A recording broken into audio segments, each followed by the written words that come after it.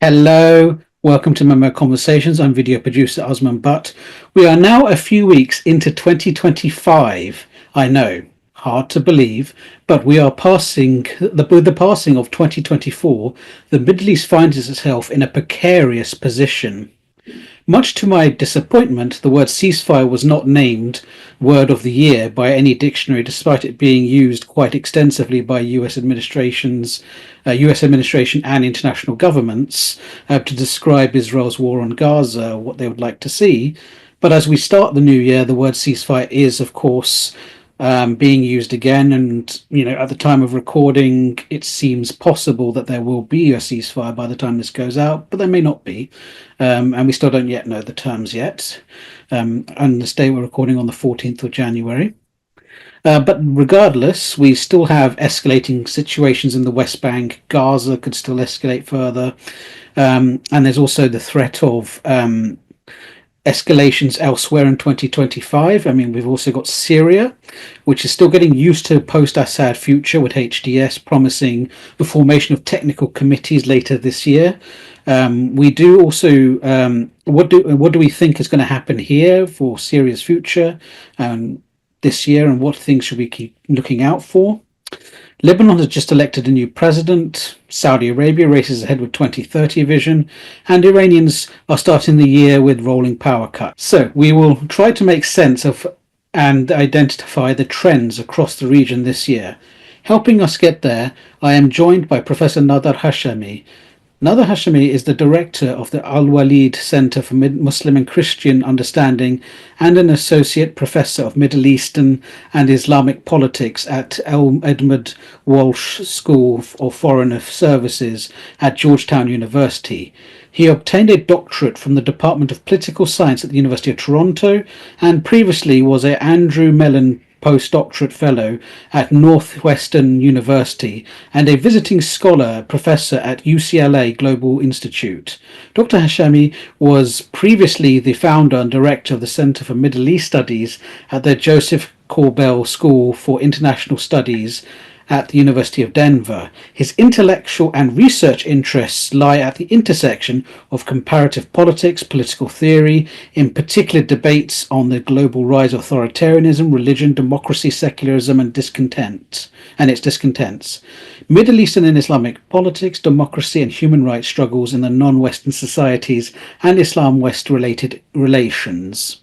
He is the author of Islam and Secularism, Liberal Democracy Towards Democratic Theory of Muslim Societies, and the co-author of The People Reloaded, The Green Movement and the Struggle in the Future of Iran's Future, The Syrian Dilemma, Sectarianization Mapping the New Politics of the Middle East, and a fourth-volume study on Islam and human rights, critical concepts in Islamic studies. His textbook project is called The Global Divide Over Israel and Palestine. He is frequently interviewed by PBS, NPR, CNN, Al Jazeera, Pacifica Radio, and BBC, and his writings have appeared in the New York Times, Newsweek, Wall Street Journal, The Nation, Al Jazeera Online, CNN, among other media outlets. He is also the non-resident fellow at Democracy for the Arab World Now, Dawn. Professor Nader Hashemi, welcome to MEMO Conversations. Thanks for the invite. Yes, and thank you for agreeing to talk to us. I mean, this year is going to be, 2024 was a very packed year with so much happening, so many new developments. And of course, now we're entering 2025. Some of those will see the fruition of what started in 2024, and new things will soon arise. But before we sort of talk about the year ahead, looking back at 2024 itself across the region, what do you think the major developments were, and how do you think it might impact us into 2025? Well, clearly, focusing on the Middle East region, the biggest story, which hasn't ended yet, is the ongoing genocide in Gaza. Roughly, as we're speaking right now, we're into the 15th month of that moral obscenity that's unfolding, and it's unclear, how it's going to end. The morning today and yesterday, the big news is that it looks like there might be a ceasefire and hostage exchange deal on the table. This was a deal, if you're following the story, that was available and on the table at least 10 months ago. Netanyahu, for reasons that we can discuss, refused to sign on to the deal, and the Biden administration refused to establish any consequences for Netanyahu for opposing a ceasefire deal. So, looking back roughly a year ago at this moment, everyone was focused on Gaza. As we begin to look at this new year, I think Gaza is still the main story, even though other things have emerged in terms of the regional political scene. Critically, what's happened in Syria, we can talk about that. I mean, there are links here that are worth noting. And of course, the fallout from the genocide in Gaza. There's an assumption, if you just listen to the news today, that if we can only get to a ceasefire deal, then this horrific story in Gaza will be over and we can all go back to our lives. But if you know anything about what's happening in Gaza since October the 7th, 2023, Gaza no longer exists. It's been effectively vaporized, pulverized. A ceasefire deal does not end the ongoing trauma and moral obscenity that Gaza has become, because, and the day after, let's say the ceasefire deal is signed and everyone agrees to the terms, what's going to happen to the 2 million people left in Gaza? Just to cite one example, we have reports that in the best case scenario, it would take 15 years just to clear out all of the rubble that has been accumulated. And Israel wouldn't allow and won't allow cement to be imported into Gaza because they claim it will be used by Hamas for tunnels. So you basically have 2 million people living in tents who've just gone through and are victims of a genocide with no clarity on their future. They can't leave, they can't survive there. So the legacy of Gaza, but more importantly, the memory of what the Arab and Islamic world and global South has seen in Gaza over this last 15 months, largely as a result of strong, indefatigable, and ongoing support from the West. That memory is not going to go away anytime soon. Just yesterday, I saw a report where senior American intelligence officials were testifying before Congress, and they were saying that the level of anti-Americanism has been at historic heights, and that can be attributable to the situation in Gaza and the deep ripple effects that this is having on the hearts and minds of the Muslim world, 1/4 of the planet, and how this is going to have negative consequences and blowback for the West because of their complicity in this horror story. So I think, Gaza in many ways is a turning point, which is why I'm working on a new book project on this topic, because I think it's going to be something that we'll be talking about and discussing. It's one of those regional events, regional pivot points that I think marks a new set of understandings, a set of developments. The ultimate repercussions we don't know yet, but I don't think they'll be positive. They certainly won't be positive for the Palestinians, and I don't think they'll be positive for the region. The situation in Gaza will deeply destabilize an already unstable region, and I have no hope in hell that the Trump administration has any plan for the Palestinians or for resolving the Israel-Palestine conflict. So that's the big story of 2024. Syria is the other story, and then of course there's the ripple effects from the Gaza war. The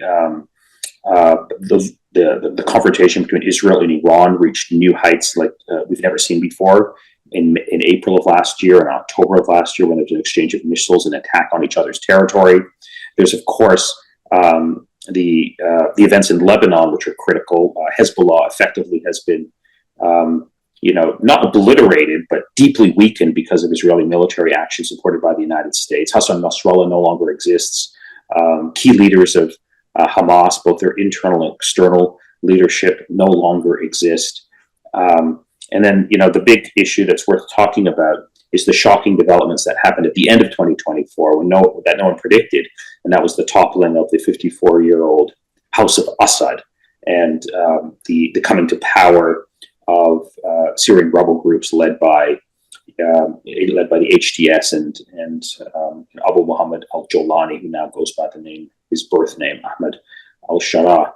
That's a big transformative event whose repercussions are still unclear what they mean for the broader region. I hope they mean good things for the people of Syria. I'm very much in the camp that is celebrating the demise of what is clearly one of the most brutal regimes, not just in the Middle East, but in the world in terms of its brutality and its treatment of its own citizens. I think that is a very positive development. What comes next is unclear, but I'm cautiously optimistic. So before we sort of get into, further into ceasefire, Gaza, as well as the other issues you mentioned, such as Syria and elsewhere, you've also, mentioned the fact that, there's rising anti-Americanism in the wider world, specifically in parts of the Muslim world, because of the war in Gaza. If we think about outside of Palestine itself and outside of the direct regions, so Lebanon and so on, in what ways do you see the Gaza war transforming the politics of many of these countries? Like whether that's at the official level or whether that's just at the popular level, how has the last year and a bit changed the way people think about all of these issues?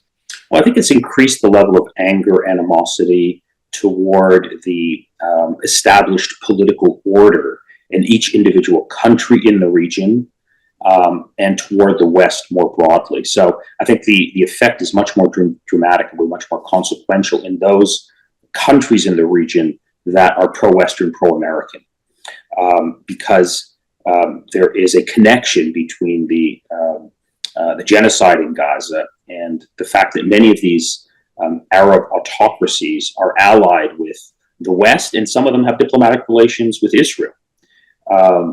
What's notable, and this is worth discussing in some greater detail, is that none of the Arab states that have diplomatic relations with Israel,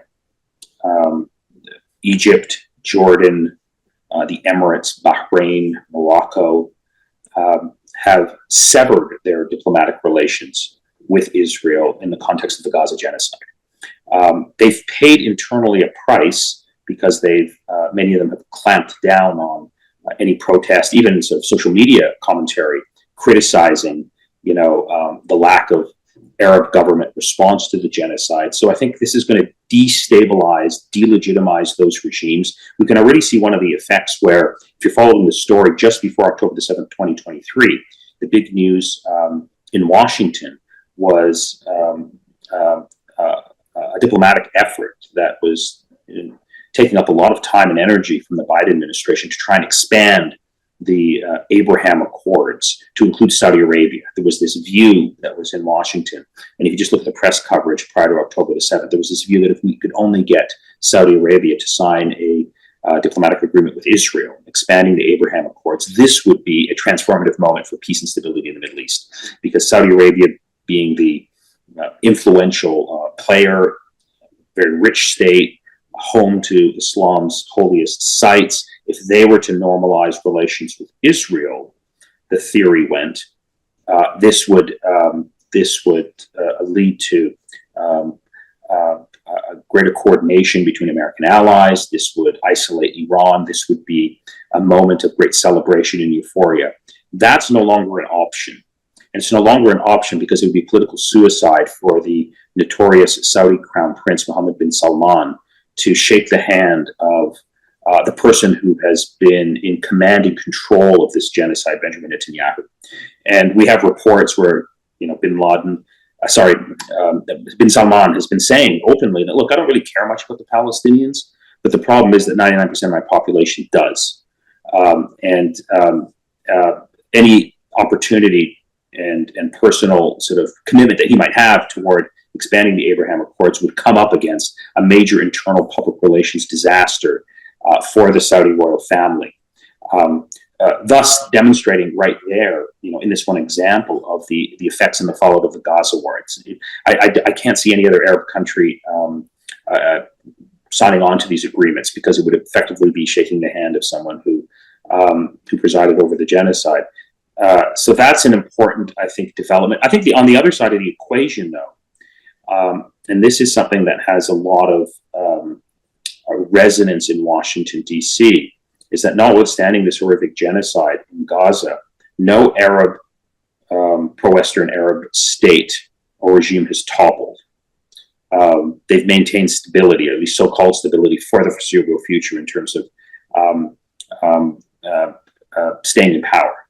And that's something that the United States is very proud of. And if you listen to the internal debate in Washington, D.C., they say things like, look, we've sort of weathered the storm. We still have behind the scenes very close coordination with our allies in the region, meaning Israel and Arab dictators. That hasn't changed.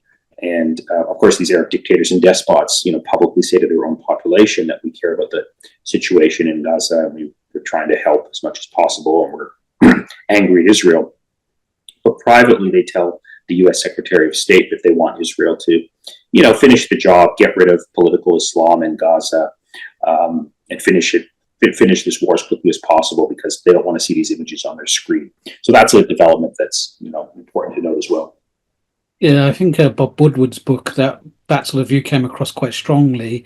And there's one section where Mohammed bin Salman, the Crown Prince of Saudi Arabia, sort of said to Anthony Blinken, I don't really care for the Palestinian cause, but politically, a Palestinian state does need to exist for me politically to even consider normalization. Right. And he said it quite bluntly. I mean, I don't know how much to take, how seriously to take the account there, because it's not just Woodward is considered to be quite authoritative on these issues, when he writes these things.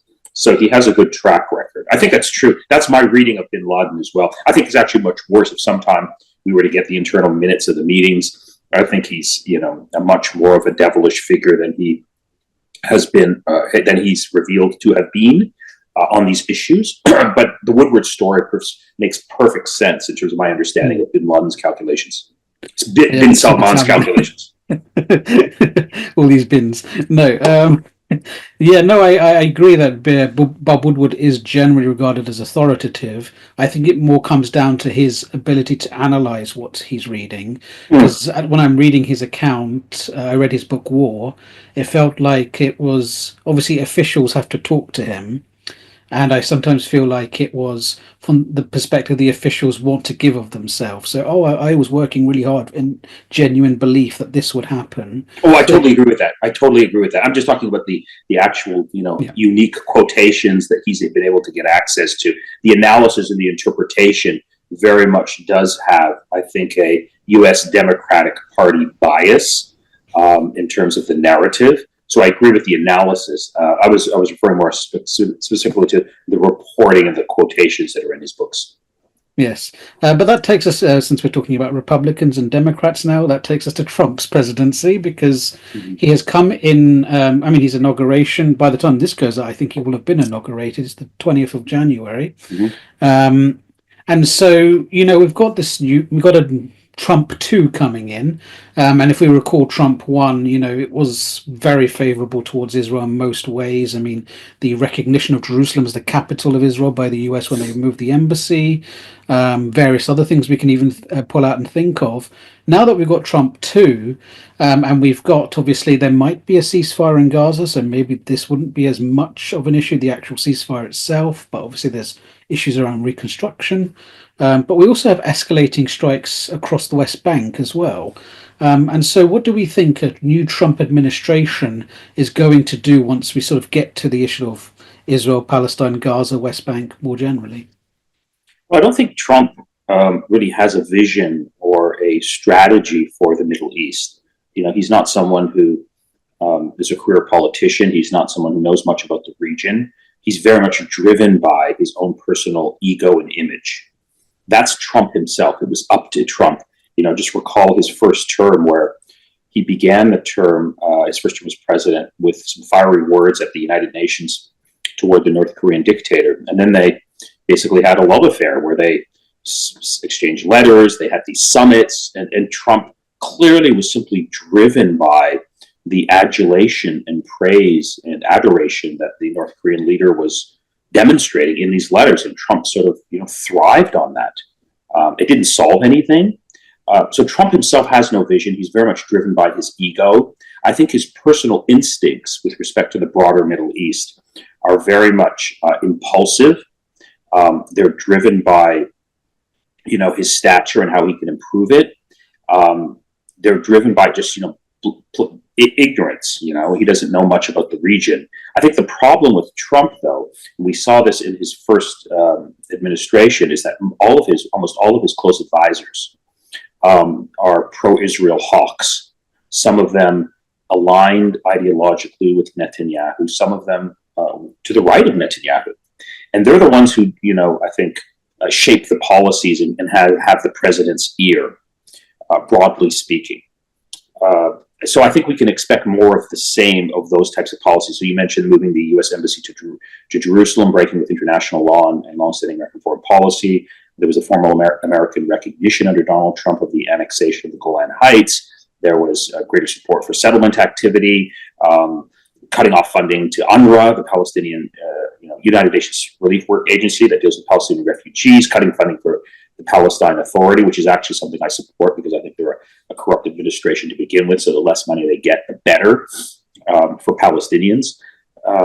So I think we're going to see more of those types of policies and there's no reason to think otherwise. I think that's the dominant group. So you look at all of these people who are going to be shaping U.S. foreign policy toward the Middle East under Donald Trump. Marco Rubio as Secretary of State, Elise Stefanik, the UN ambassador, Mike Huckabee, the American ambassador to the new American ambassador to Israel, this special Middle East envoy, Witkoff, I think his name is, who is now involved in ceasefire. All of these people are, on the right, the extreme right of the political spectrum.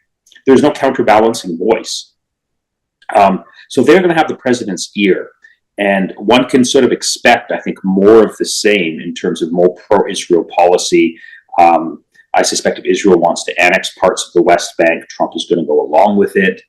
I don't think he has any policy or vision for Gaza. He's just going to let that sort of die a natural death. I don't see any plan or vision for, reconstruction. In fact, the only thing that we know from the Trump camp that we've heard about Gaza and reconstruction was this horrific comment by Trump's son-in-law, Jared Kushner, when he was speaking at Harvard several months ago. And he said that, look, Gaza has a lot of great waterfront property that's ripe for development. If only we can move the Palestinians out, we can sort of develop that property as a great investment opportunity and make some money. So that's the thinking that I think also reflects what Donald Trump probably thinks. The other sort of related point here about Trump's foreign policy toward the Middle East is the question of his support for going after Iran militarily. This is something that all of his hawkish advisors very much want. This is something that Israel under Netanyahu has been obsessed with for a very long time. I think very much the plan and the vision and the goal of Israel, having basically crushed Hamas, deeply weakened Hezbollah, celebrating the demise of Assad to a certain extent. Very much the plan for Netanyahu is to, in the Trump administration, try to convince Donald Trump to go after Iran in some way by striking its nuclear facilities. I think on that level, I suspect, based on what we saw from Trump's first term, Trump is going to draw a line, a red line. He's not interested in that type of, I think, military engagement. But you never know because he's completely unpredictable. So if you look back over his first term, Iran and the United States under Donald Trump from 2017 to 2021 almost went to war 3 times. The last time, most significantly, was when Trump sort of woke up and was convinced that assassinating Iran's top general, Qasem Soleimani, would be a good thing. He did that. It led to a cycle of events that almost led to an Iran-U.S. confrontation. In fact, I remember in early 2020, January 2020, when this cycle of events began, I went to sleep that night after Iran had fired these missiles into American bases in northern Iraq, injuring many American soldiers but not killing them, believing that we were headed to war. And I think had any American soldiers been killed in that Iranian missile strike in northern Iraq, the pressure on Trump to respond by bombing inside Iran would have been immense. There was no way he could have sort of, I think, resisted that pressure. And right around the time Trump was actually talking about, we have identified many targets in Iran, including dozens of cultural sites that were going to be targeted. And Iran was sort of using rhetoric that if we are hit by the United States, we're going to go after Tel Aviv and Dubai, basically turn the Middle East into inferno. So I can easily see that cycle reproducing itself. And then it's just, a question of one missile, one wrong decision, and you can clearly see a war taking place. I think that's very much what his advisors, his pro-Israel advisors, his hawkish Republican advisors want to see happen. Trump himself, I think, is reluctant to go there. And reportedly, if you follow the story from his first administration, he, on many occasions, was about to go to war with Iran, but it was these right-wing Republican populist talk show hosts like this guy Tucker Carlson, who's sort of like a neo-fascist sort of figure that is influential in the populist right in the United States, who convinced Donald Trump that no, this is a wrong move. This is not in our interests. There is sort of these elements that you sort of see in Trump that sort of make no sense. So just last week, Trump surprisingly, I don't know if you followed this story, he retweeted this interview with Jeffrey Sachs, who's this Columbia University professor who's very much on the left and who blames the United States for most of the problems of the world. And it was a quote. It was an interview that Sachs gave where he blamed Israel for dragging the United States into wars in the Middle East. So why would Trump, I think, retweet that? I don't think it was an accident. I think he was sending a message to Netanyahu that if you think you're going to drag me into a war with Iran, think again. That's not where I'm leaning. But you never know, because again, Trump is completely unpredictable. There is a view that you see, unfortunately, in some circles in the Arab and Muslim world, where I think that Trump is some sort of savior. And we saw this in the recent American presidential election, where there was this moment in Michigan where a group of Muslim leaders got together and brought Trump on stage and called him a man of peace, a man of a visionary, none of which is true. And they think that somehow Trump is going to be their savior. I think that's completely naive thinking. So I think if we had to predict what the incoming Trump administration's policy toward the Middle East is going to look like, it's probably going to look very similar to what we saw during the first term. Strong support for Israel, not supporting Israel's desire to attack Iran, strong support for Arab Gulf dictators. Recall during Trump's first term, the first thing that he did, the first foreign trip that he took, was to Saudi Arabia, where they rolled out the red carpet, and they were sort of thrilled that Trump had been elected. The other sort of changing development, though, this time that I think it's noteworthy is that last time Trump got elected, Saudi Arabia and the United Arab Emirates had a position where they were very much in favor of the United States and Israel going to war against Iran. They were gung-ho about this. They were very thrilled about it. They were hoping Trump would do so. In 2019, when Iran attacked the Saudi oil facilities and Trump did not come to their rescue, there has been a recalculation and a reassessment by these Arab dictators toward Iran. And there now is a view that I think attacking Iran or trying to topple the regime is not in the interests of the existing authoritarian status quo in the Arab world. It's better to try and sort of work with Iran and have a more stable Middle East. So that's a changing element that's worth noting. The last time around, every time Trump would meet with MBS or MBZ, they would hear a narrative that let's go after Iran. I mean, I remember this was one moment when MBS came to the United States for his first trip as, de facto head of state. And he gave this interview in the Atlantic where he famously said that the problem with Iran today is that it's worse than Nazi Germany because Hitler just wanted to conquer Europe. And allegedly, Iran's supreme leader wanted to conquer the entire world. And he was very much into this narrative of, let's go after Iran militarily. That's not a factor now. There has been somewhat of a détente between Iran and its Arab neighbors. And so I don't think that's going to be a factor in shaping American policy like it was during the first term. That's a changing element. To what extent it makes a difference is open to dispute. But that's how I see things unfolding over the next 4 years. I would just say that, in terms of U.S.-Iran relations, if we can get to the end of the next 4 years and there's not a shooting war, there's not a military confrontation between the United States and Iran, then I think we can consider ourselves lucky.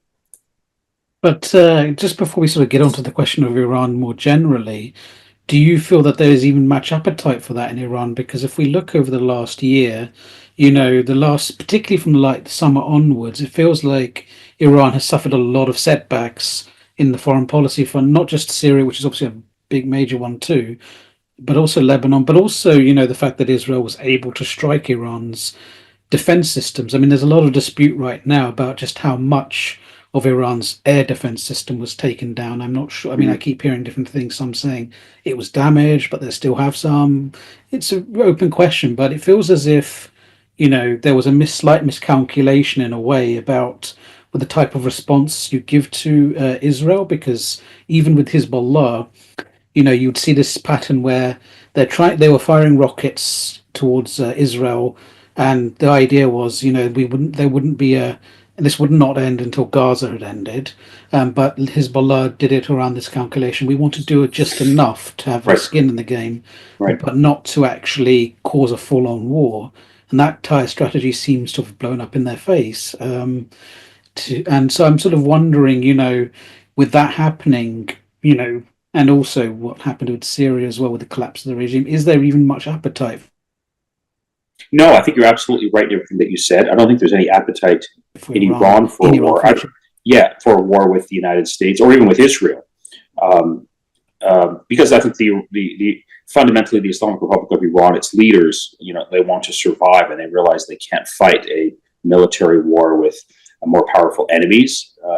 So there's no appetite on the Iranian side, but there's a lot of appetite on the Israeli side and within the United States in the Republican Party. And now they're in power. They control, the Senate, the House, the presidency, and arguably the Supreme Court as well. So the Iranian system is meeting, I think, the Iranian political system is facing some of its most difficult moments since revolution in 1979. It's a deeply authoritarian regime. It's probably the most repressive regime moment in the history of the Islamic Republic that we've ever seen. Just last week, the United Nations High Commissioner for Human Rights announced that Iran, over the last year, had executed close to 1,000 people. That gives Iran a distinction of being, number one in the world after China in terms of public executions. And I think that's largely a reflection of the vulnerability that the regime is facing in terms of its internal legitimacy crisis. I think it executes those people in part to send a message to civil society: be careful, we can execute at high numbers if you step out of line. And so there is a major internal political problems that the regime is facing, massive economic problems that are not going to get any better. I think there's a general realization among Iran's ruling elites that the only way out of this mess and the only way to keep the Islamic Republic of Iran afloat is to somehow now reach some sort of accommodation with the United States, hoping that will lift economic sanctions, allowing for the economy to improve, satisfying public demands for political change, etc. Recall one of the things that Trump did, again, going back to what we were talking about a moment ago, one of the first dramatic things that he did in terms of his Middle East policy was to tear up the Iran nuclear agreement and impose crippling sanctions on Iran, which are now really having a devastating effect on the average Iranian citizen, much less on the ruling elites and the Revolutionary Guard Corps. And so if you follow the recent sort of developments in Iran, I think even among the office of the Supreme Leader, who's the most powerful figure, I think there's a general realization that they want to restart negotiations with the United States, that Iran is willing to make concessions over its nuclear program in exchange for economic relief. Whether there's that appetite in the United States, I'm very skeptical, because all of the foreign policy advisors that have Trump's ear are of the view that no, we have to go after Iran militarily, we have to hit it, we have to try and initiate regime change. If you listen to the rhetoric of these hawks in the United States, and also, among, Democrats in the foreign policy establishment. There is this sort of moment of euphoria that many of them are having because they see it from a different perspective. They see, look, Israel is proven itself as a loyal ally. It's basically defeated Hamas. It's killed Nasrallah and deeply weakened Hezbollah. And as a result of those events, allegedly, Bashar al-Assad has toppled. If we could just get rid of Iran, then that will be sort of a home run for us. And then the Middle East will be stabilized. We won't have any more adversaries. We can sort of proceed with this, vision that we have of, ongoing, enduring Arab authoritarianism, and that would be the path forward for the United States. So that's the view of the key foreign policy advisors. There's no appetite that I can see among anyone in the United States, and that has President Trump's ear, that's going to be coming into the State Department, that's interested in diplomacy and is interested in meeting, Iran somewhat halfway in terms of trying to resolve their differences diplomatically. And so, as the famous saying goes, it takes two to tango. Now, I think on the Iranian side, there's great eagerness to engage in diplomatic negotiations with the approval of the supreme leader, who always has blocked them, or at least has always been very hesitant. But the problem now is, because of the changing of the guard here in Washington, D.C., there is no one that I can sort of discern on the American side that's interested in diplomacy, except for this one sort of hypothetical scenario where Trump himself, I think, would love to be able to sort of claim some sort of diplomatic grand bargain with Iran, where he is the one who presides over this new deal. The reason why I can't see that happening is that if you just envision that scenario, let's say Trump actually wanted to have a diplomatic deal with Iran, that would be so psychologically, emotionally, and politically shocking to all of his close foreign policy advisors, from the Secretary of State all the way down through the State Department to the United Nations, who are all, extremely hawkish on Iran. There's just no way they could stomach or even contemplate, diplomacy with Iran when their whole worldview and vision is driven by pro-Israel Likud narrative that believes that Iran needs to be toppled, not negotiated with. So despite Trump's, I think, personal preference to have diplomacy with Iran so that he can present himself as this great hero, for that to happen, his entire foreign policy team and much of the Republican foreign policy establishment would have to resign. So that's why I just don't see this happening, despite, I think, the eagerness on the Iran side for diplomacy now, and Trump's personal preference, for reasons of his own personal ego, to preside over some grand deal with Iran. I'm very skeptical that that's going to happen. Yes, it seems unlikely, although if the unlikely was going to happen, it would be if Trump that's the president that does it. But that's really there'd have to be a lot of firings for that to happen. Yeah, and I don't think he's that invested. I think what Trump will probably do is he won't be able to pull off a grand diplomatic bargain, but he might be able to, at least from my perspective and from the perspective of greater peace and stability in the Middle East, that would help democratic forces there. He might be able to restrain Israel and those hawkish Israel voices in the United States who want to go after Iran and start a war with Iran. That might be, the best case scenario that I can see, but I can't see him pulling off anything diplomatically, because it would require, support and a broad, diplomatic effort from people who just don't exist in this Republican foreign policy establishment. So before we sort of move on to, because we're going to need to move on to Lebanon in a bit, I do have one sort of question here about Iran itself, which is that this is something we've noticed, especially in the last 15 years, that 15 years ago, Iranian political system was still authoritarian, but it was an authoritarian system which had more polarity, what I can't say, in the system. And then over the last 15 years, that's gotten smaller and smaller and smaller. And it's gotten to the point now where it's more vulnerable, partly because they've been clamping down on what plurality they did have. And so I'm sort of wondering, how did Iran become so vulnerable like this? And is this also tied to the fact that there's going to be succession at some point? Because, of course, Ali Khamenei is not getting any younger. Yeah, those are good questions. You're absolutely right in your observation about internal Iranian politics.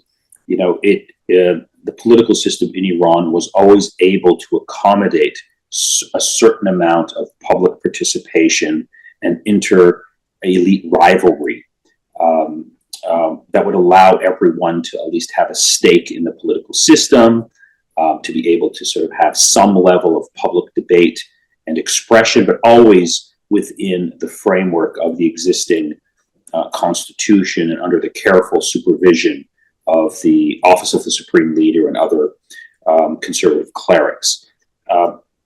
What we saw in Iran over the last 15 years is that, when there were sort of not completely free elections, but at least fair elections in terms of the ballots reflecting public opinion within a very circumscribed sort of set of candidates that were all ideologically screened. Every time there was an election, you saw sort of the more reformist candidates getting elected. And that started to create instability in the system, because if you allowed this reformist, trend within Iran that was really sort of, came to fore in the late 1990s and then into the 2000s, that eventually, if they were allowed to implement their policies, the Islamic Republic would start to crumble from within, because basically it was a platform calling for gradual democratization, political transparency. And that's precisely why the hardline establishment cracked down very hard on preventing Iranian reformist candidates from staying in office, running for office once again, and narrowing the political space. And so in the elections that happened in 2021 that brought Ibrahim Raisi to power, basically that was a rubber stamp election where all of the candidates were severely screened. It was basically an engineered election.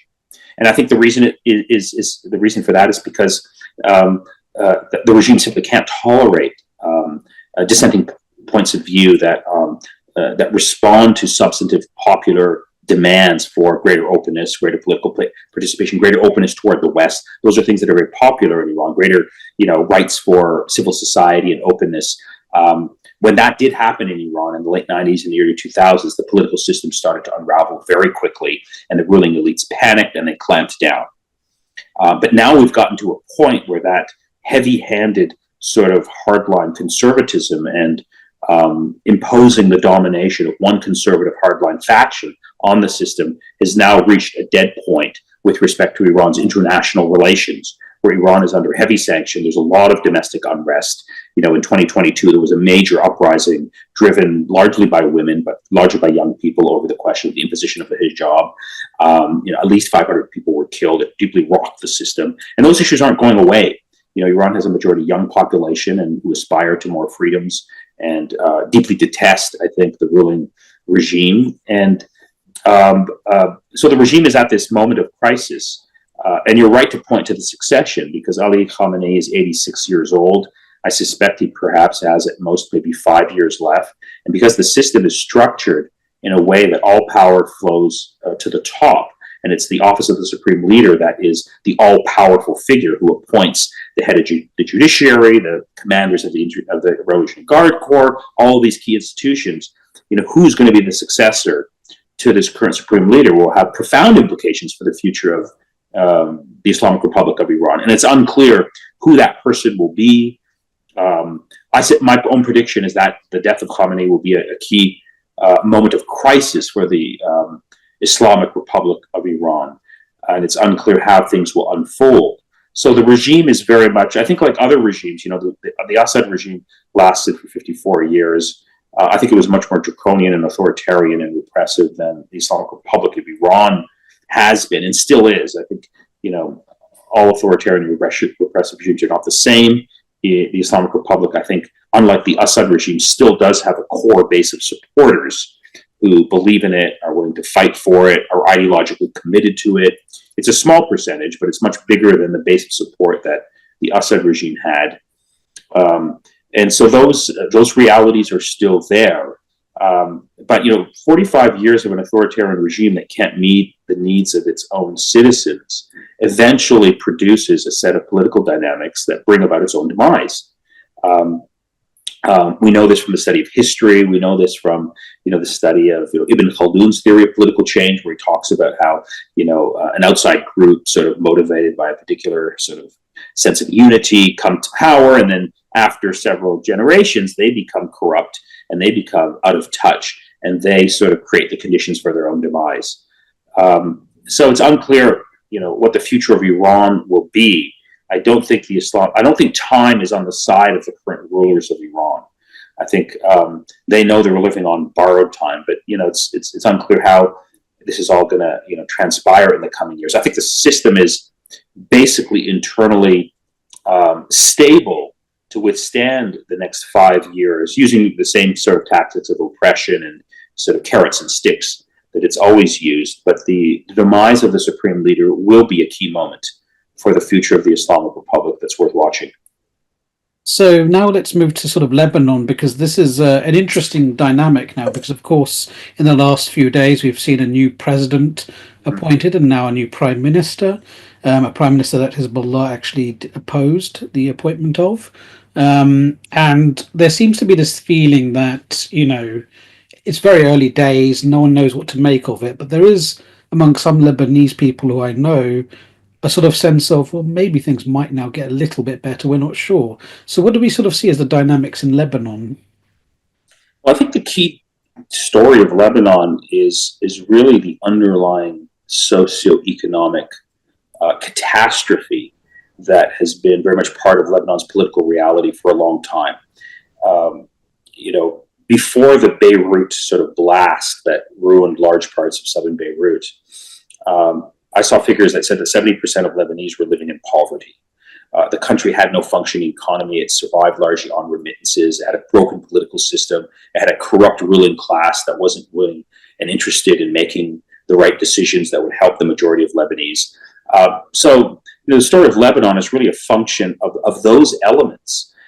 Now with this war that Israel launched against Lebanon as a result of Hezbollah's sort of attacks after October the 7th, there's been more devastation, more poverty, more destruction. So I think the key story in the future of Lebanon will really be a question of whether this new government that's coming into power, that is at least aligned with Saudi Arabia and supported by the West, will be able to bring about any of the transformations, the political, social, and critically the economic transformations that Lebanon desperately needs. So I view sort of the story of Lebanon and the future of Lebanon from that sort of bottom-up perspective, not whether Hezbollah is in power or out of power. I actually do hope that this new government is given a chance to help the needs of the vast majority of Lebanese who are, broken, living in despair, and living in poverty. Whether that's a possibility or not, it remains to be seen. But we'll have to just watch and see. So I'm less interested in whether the axis of resistance is in power in Beirut, or whether some alternative to the axis of resistance is in Beirut, whether it's the May 14th coalition, the March 14th coalition, and the March 7th coalition and their allies. I'm more interested in whether Lebanon can start to have a functioning political system that would then help, the vast majority of Lebanese who are struggling and living day to day. That's where I think the big story is, and that remains to be seen.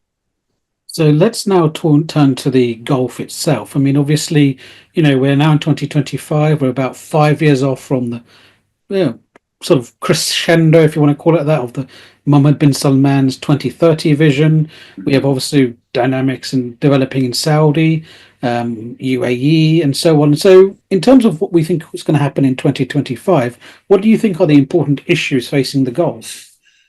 Well, I think the question of the Gulf is very much the story of whether this economic vision and development plan in Saudi Arabia can bear fruit and bring to Saudi Arabia and its citizens the types of sort of rewards that the House of Saud hopes it will, in terms of entrenching the political system and the economic system with greater sort of stability and roots. I don't see any grand changes taking place in the Gulf. It's going to be very much business as usual. I think these Gulf leaders are very thrilled by the fact that Trump has gotten elected, because the last time around Trump was very pro Gulf monarchy. He had his closest relations with them. So I think it's going to be business as usual. I think the Gulf political leaders are very worried about what they're seeing happening in Syria. Because if you know the story about, Arab authoritarianism and political Islam, for roughly the last 45 years, all of these authoritarian regimes invested heavily in trying to delegitimize the idea of political Islam as being a viable alternative to the existing political order. And watching events in Syria, where you have a rebel group driven by a particular political Islamist ideology, in this case, a deeply conservative Salafi jihadi ideology in terms of its intellectual formation, but toppling an Arab dictator, coming into an Arab capital and seizing power, that's a very unsettling image for Arab dictators that I think deeply scares them and shocks them. And you can sort of see that reaction from the Emirates and critically in Egypt, where they're very unhappy with that situation. And they want to see whether they can sort of, I think, bring this new political system, and particularly this figure of Ahmed al-Shara, under their sort of umbrella to make sure that his independence and the model of governance that he is proposing for the Arab region does not have negative repercussions on the rest of the Arab world. I think that's a big concern for them. I think one of the realities of Syria, which we haven't had a chance to talk about, is that Syria is so completely devastated from war, from political repression, and from just lack of basics, the basic infrastructure that is needed to sustain life, that it's going to take a very long time for a Syria's political system to get up and running. But I think one of the good things, if you do have a political system in Syria that is at least semi-democratic, open, has a free press of some sort, allows other Arab and Muslim intellectuals to travel to Damascus, to participate in meetings, to have some sort of a fixed civil society that is open and functioning. That's a very bad example that the Gulf states don't want to see, because they very much, for a very long time, but especially after the Arab Spring, were invested in this narrative that, look, Arabs can't have democracy, the Muslim Brotherhood and any sort of organized political representation that comes out of a political Islamist spectrum is bad news. The only model is authoritarianism. And of course, recall that just before the demise of Bashar al-Assad, the Emirates and the Arab League were in the process of welcoming back Bashar al-Assad into their fold, and thought that he was going to be the man of the future. So I think that's going to be the biggest concern, and I suspect there's going to be efforts to contain, disrupt, delegitimize the situation in Syria so it moves in the direction of the image and the view that these Arab dictators in the Gulf very much want to see, which is why precisely I'm cautiously optimistic about the events in Syria, because I think it does hold the promise and the potential of something better that will be good, obviously, first and foremost for the people of Syria, but also have this sort of demonstration effect because of where Syria is located and its ripple effect across the rest of the region. That's something that I'll be watching very closely, and I think the Arab dictators in the Gulf will be watching very closely, but from a very different ideological perspective than myself, because I think they want to see a very different future for Syria than I do in terms of its ability to build a representative political system that can meet the needs of its people, and then act as perhaps a magnet and an example for the rest of the Arab world that could then follow that type of political system that would be very different from the horror story that we saw in Syria under the House of Assad. So lastly, now thinking about the region more generally, 2025, what issues and developments do you think we should all keep an eye out on? Well, Syria is a big story. What happens in Syria? Where the Syrian political experiment goes. I am very worried that there's going to be a consolidation of political power in Damascus under the HTS, and eventually, to maintain political power, they're going to have to use coercive measures. That's just the logic of statecraft. And so I'm very worried about this timeline that has been proposed, what this actually means for the future of Syria. And I'm very worried that this moment of, which is still a very ripe moment, a new moment, we're just a month after the demise of Assad, that the political space is going to close in Syria. So the future of Syria will have, I think, is something to watch for. There's a lot of uncertainty, there's a lot of hope, but there's also a lot of concern over where Syria is headed. So that's something I think is going to be a big story. Then I think in 2025, the whole question of the future of Gaza. So even if we get to a ceasefire, what's going to happen to the 2 million people in Gaza? What will their future be? It doesn't look like they have a future. They certainly don't have homes to go back to.